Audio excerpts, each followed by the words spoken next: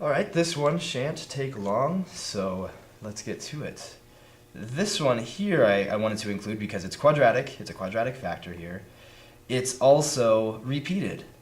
Okay, so we have done with repeated linear factors, that's factors with x to the power of 1.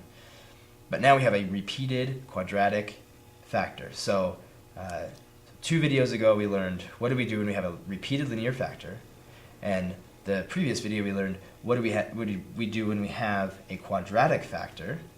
So let's incorporate those two ideas. So this is going to be, I know that I have to have, for one thing, the repeated factor part of it tells me. Then I need to include a possible fraction that has x squared plus 9, and then also another that has x squared plus 9 squared. Okay? When I break it down into these two fractions, it's going to be easier to find the integral. And so what do we do with the quadratic factor? Remember, not just a, but ax plus b.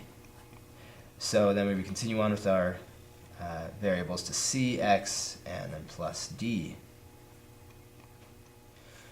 Okay, so multiply by the common denominator on both sides of this equation. We'll get x squared minus x plus 9. And just in case you're curious, this is proper. It is degree 4, right? If I multiplied all this out, if I FOILed this, I would get degree 4. This is degree 2, so it's proper. Bigger degree here than here. So here we go. This is going to be ax plus b times 1 factor of x squared plus 9. Okay, and this one happens to eliminate it completely, so we're just going to get plus cx plus d. Okay, so let's see.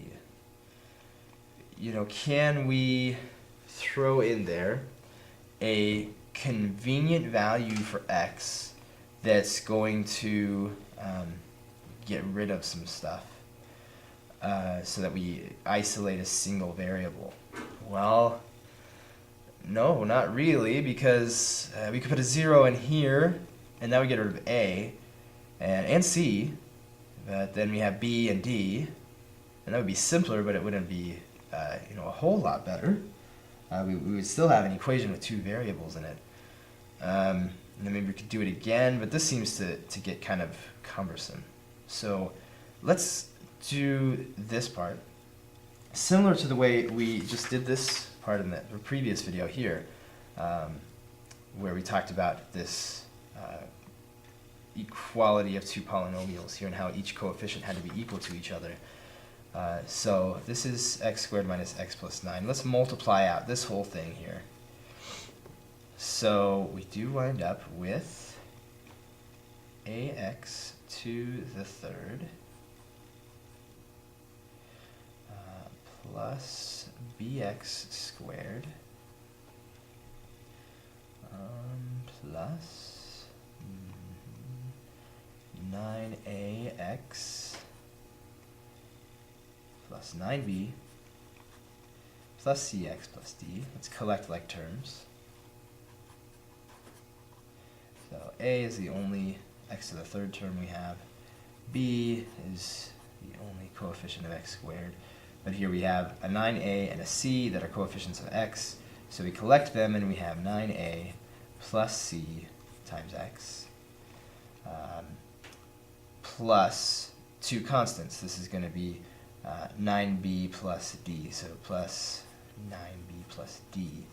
That's our constant term. Okay, so let me write this out. Actually, maybe I can match colors even more for you. So we've got 0x to the third plus x squared minus x plus 9 is equal to,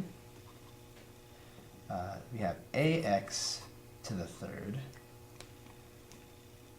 plus bx squared plus 9a plus cx plus 9b plus d. Okay, so you can see how each piece that's the same color is related. The only way these two polynomials could be equal to each other is if the coefficients of each of those different x terms, or x to a different power, are equal to each other. So let's look at the x to the third parts. This part right here, the 0 must be equal to this part, so a is equal to 0. Okay, well, what about this part? Well, this coefficient in front of the x squared must be equal to this coefficient in the x squared, so 1 is equal to, this is b. Okay? Well, for the purple parts, negative 1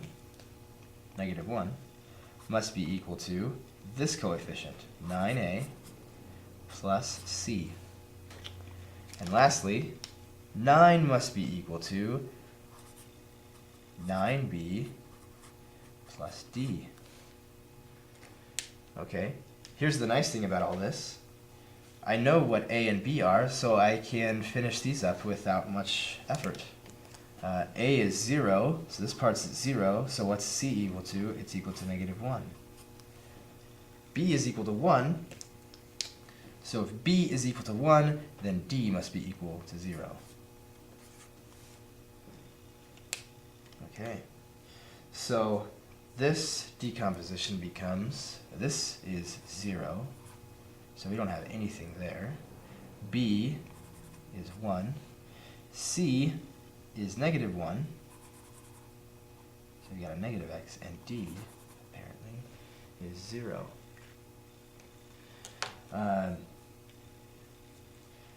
So,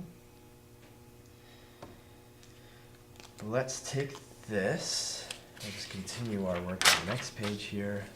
We're actually going to find the integral. The integral of, what do we have here? We have 1 over x squared plus 9 plus a negative x over x squared plus 9. And this will all be times dx, of course. All right, what's the integral of this? Well, it looks a little complicated because this no longer is the natural log issue here, is it? Does it look familiar? We've got a function squared plus a number right here. So what does that remind us of? I'm thinking trig substitution. If we let x be equal to, what, 3 tangent theta, then x squared is equal to 9 tangent squared theta, and dx is equal to 3 secant squared theta. Okay, so the integral of this is the integral of 1 over tangent, let's see, 3 tangent squared theta times, or plus 9. This is actually, yeah, this is 9 tangent squared theta times dx, which is 3 secant squared theta. Then this becomes 1 over 9 times the tangent squared plus 1 times 3 secant squared theta. This becomes now 1 over 9 times the secant squared theta times 3 secant squared theta. And now this becomes, we'll just move our work up here. 3 cancels with the 9, this becomes a 3. Secant squared with secant squared, of course this always should have had a d theta attached to it. So we have 1/3 d theta, so what is that? That's 1/3 theta. But what's theta? Well, theta is some angle that, based on this, has a tangent of x over 3. That's opposite over adjacent of x over 3. So what's this side going to be? It's going to be the square root of 9 plus x squared. So